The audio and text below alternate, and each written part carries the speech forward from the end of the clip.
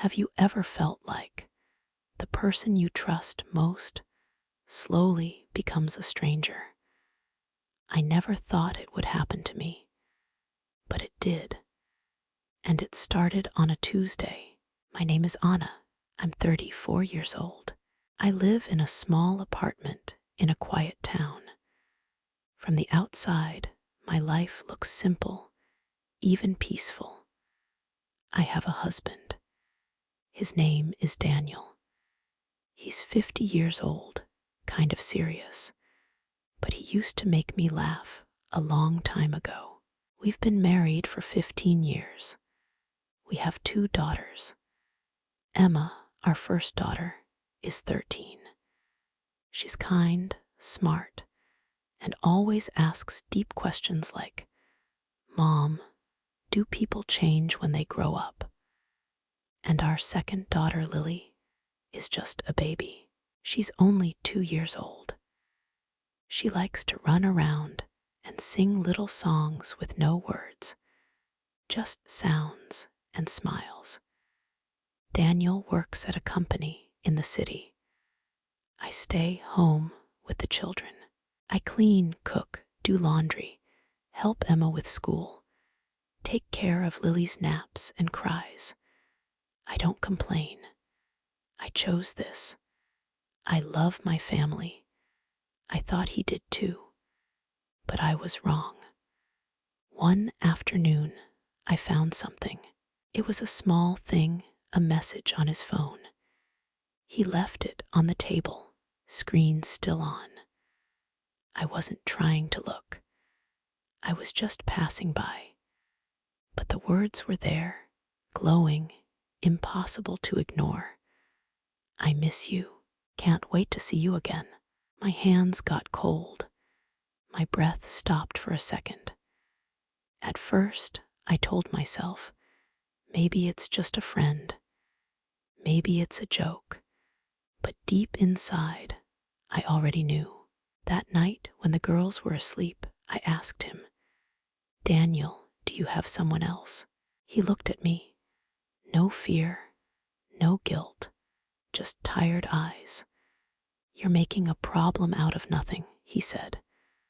"But I saw a message," I whispered. "That's private. You had no right to look." His voice was louder now. I felt small, like a child being punished for touching something I shouldn't. He walked away, just like that. But I couldn't let it go. That night, when he was in the shower, I checked his phone again. My hands were shaking. I felt like I was doing something wrong, but I needed to know. I needed to protect myself. And there it was. Photos, messages, voice notes. Her name was Sophie. She was 34, same as me. She had a daughter. She was also married. And Daniel, he messaged her every day, every single day. The next morning, I called the number. I don't know what I was hoping for. Maybe an explanation, maybe kindness. But when Sophie answered, her voice was calm, cold. "Yes, I'm seeing him," she said. "It's not my fault if your husband lies to you." I wanted to scream, but I didn't. I just said, "Please, you're breaking my family." She replied, "That's not my problem." She hung up, and something inside me broke. I waited for Daniel to come home. When he did, I told him everything. His face didn't change. He didn't say sorry. He didn't even look surprised. "I'll end it when I want to," he said. "You don't control me." I cried, I begged. I reminded him of our children, our home, the promises we made when we were young and poor and had nothing but each other. He just looked away. This wasn't the first time. The first time was after Emma was born. I was too tired to fight then, too afraid to lose him. Now it was happening again. worse. We have a loan for our apartment. It's under my name, but we pay it together. Or we used to. Now, Daniel controls the money. I can't go back to work yet. Lily still needs me full-time. He knows I depend on him. That's what makes this so cruel. He thinks he can do whatever he wants. He started coming home late. Sometimes not at all. He said, "I'm working." But he wasn't. He didn't even try to lie well anymore. He stopped calling, stopped texting. I waited up, staring at the door, hoping to hear his keys.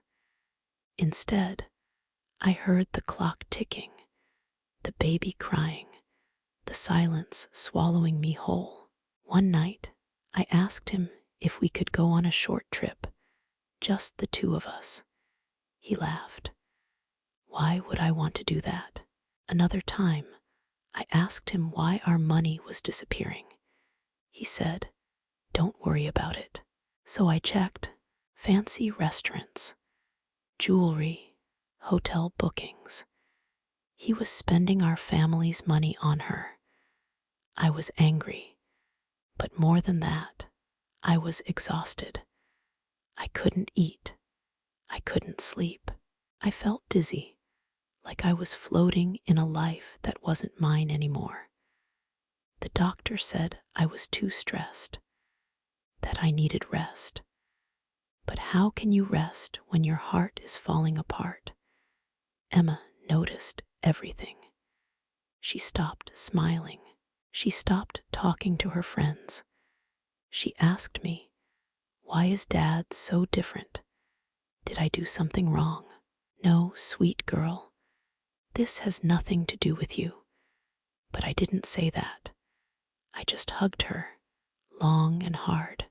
Then one evening, Daniel came home early. His face was calm, too calm. "Can we talk?" he said. I nodded. My hands began to shake again. "I don't love you anymore," he said, just like that. I sat still. My body was present, but my soul had left the room. "So what now?" I whispered. "I'm leaving," he replied. He packed his bags, slowly, casually, like this wasn't our life, like he was just checking out of a hotel. Emma begged him not to go.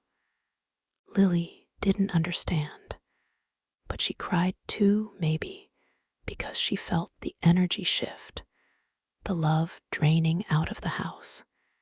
He kissed them on the forehead. He didn't look at me. And then he left. The door closed. I heard the car drive away. And I broke. I cried on the floor. I couldn't move. My whole body hurt. I thought the pain would kill me.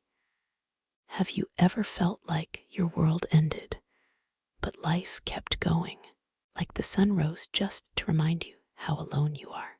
That first morning after he left, I reached for his side of the bed. Empty, cold. I stared at the ceiling. My arms felt heavy. My chest ached, like I was holding in a scream that never came out. But I couldn't cry. Not yet. I had no tears left.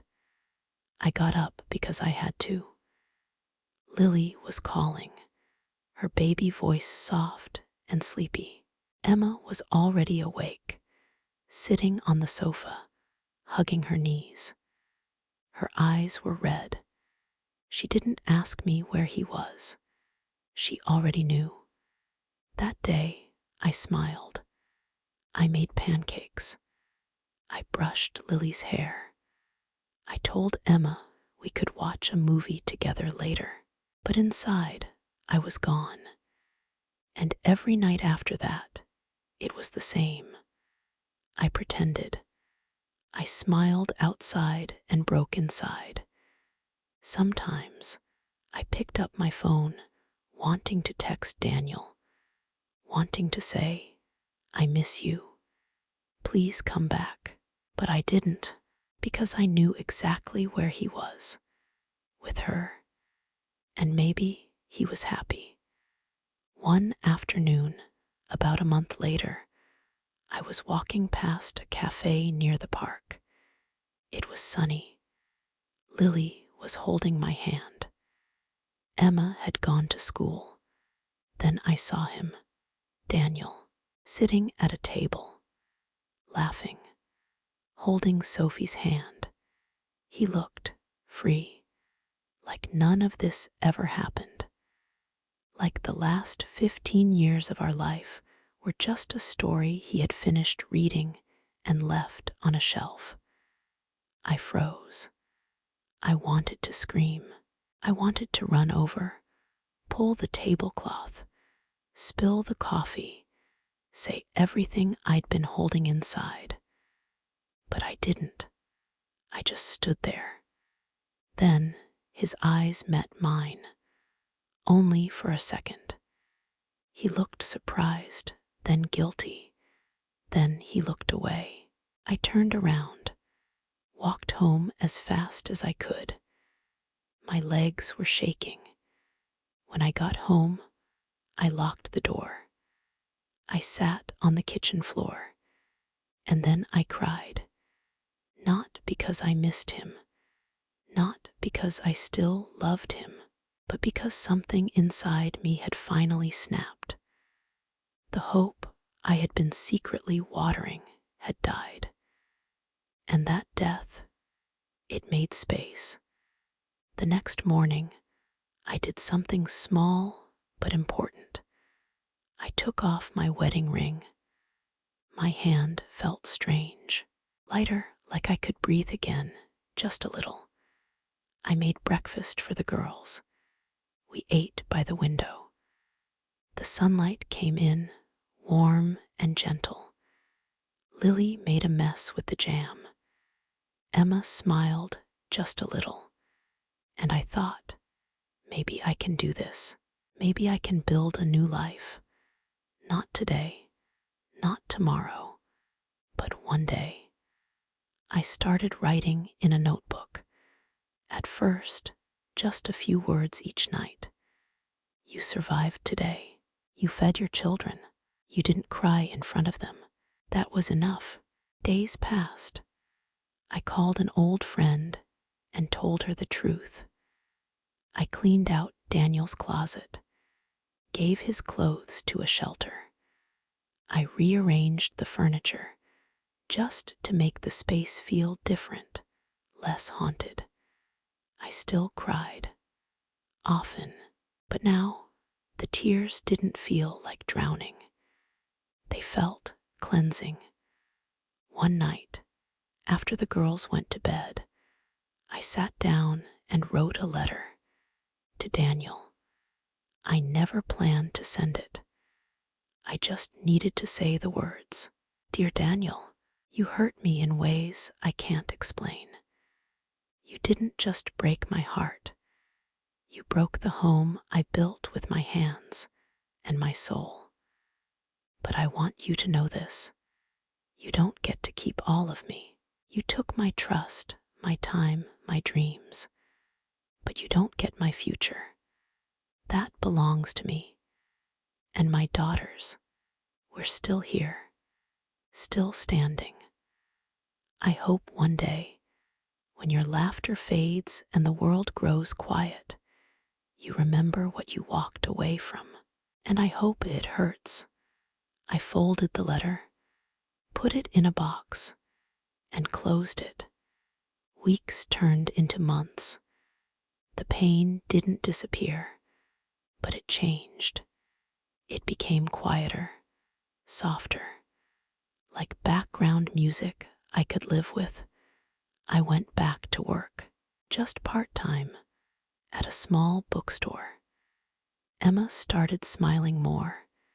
She made a new friend. They studied together after school. Lily turned 3. We had a little party. I baked a cake. Emma helped me hang decorations. We sang. And that night, after the girls went to sleep, I stood by the window and looked at the stars. There was no one beside me, but I wasn't lonely. I had myself. And for the first time in a long time, that felt like enough. People ask me now, do you still love him? I think I loved the man I thought he was, but that man doesn't exist anymore. And I'm learning to love someone else now, me. I don't know what the future holds. Maybe one day I'll meet someone new. Maybe not. But either way, I'm not afraid anymore. Because I know this. No matter how hard the pain is, it will pass. No matter how deep the wound is, it will heal. And no matter how broken you feel, you can still build something